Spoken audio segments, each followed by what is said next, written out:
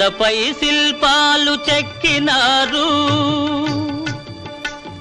శిలలపై శిల్పాలు చెక్కినారు.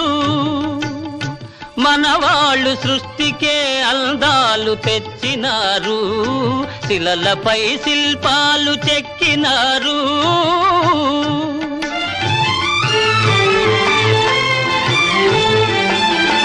కనుచూపు కరువైన వారికైనా, కనుచూపు కరువైన వారికైనా కనిపించి కనువిందు కలిగించు రీతిగా శిలలపై శిల్పాలు చెక్కినారు.